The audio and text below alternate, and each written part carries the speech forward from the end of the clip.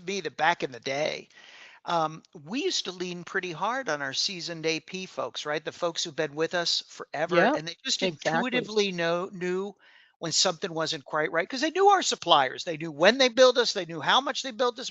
They knew what we were buying from them.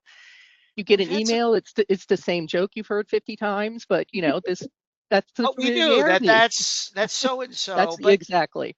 now we've had some turnover in AP, and those folks aren't with us anymore. And these schemes now are so sophisticated that they kind of anticipate this. So it's harder these days, isn't it, Jill, to just be able to figure out what's real and what's not?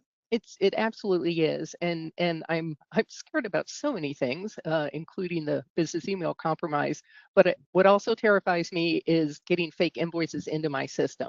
So we Hmm. do have a decentralized AP process. So I have about 15, 18 different email addresses that ingest all the invoices, Hmm. and they're not top secret. It's not too hard for a hacker to figure out what these email addresses are. And if they're smart enough and perhaps use some of the technology that's out there, they can mirror one of our current vendors' invoices. And that's what makes me very, very scared. That's where it's very, very difficult to detect. So we go through multiple levels of review where we have folks, humans, that are visually looking at the invoices and should be able to recognize consistencies and inconsistencies, and we use the technology that's available to the fullest extent that we can. But it's a new hard world out there, and the controls that we used even 3 or 4 years ago may not work today. So we have to evolve with our controls as fast as the fraudsters evolve on the offensive side.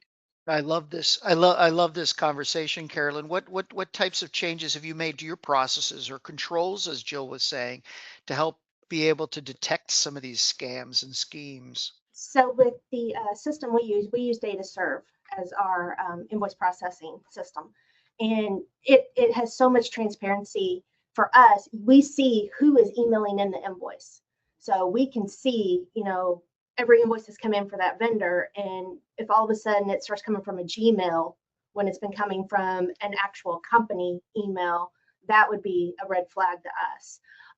However, for us, we do business with a lot of mom and pops and individuals. So we do get a lot of emails, Gmail, Hotmail, things like that. But if it's consistently from that same email, we're pretty secure that it's okay. But we have, thousands upon thousands of vendors. So it is hard to keep track of all of them. But with our email, we have one email that that's the only email that's used, so everybody has to email it.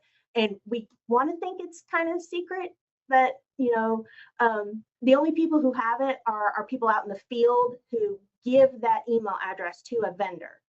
So we have had scam invoices come through. We keep getting one from Geek Squad, and it's coming from a Gmail, and we have no idea how he got our super secret email.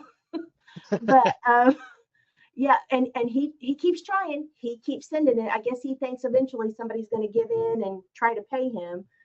But yeah, it's just the little things like that that you can watch in your system for, who it's coming from and things like that.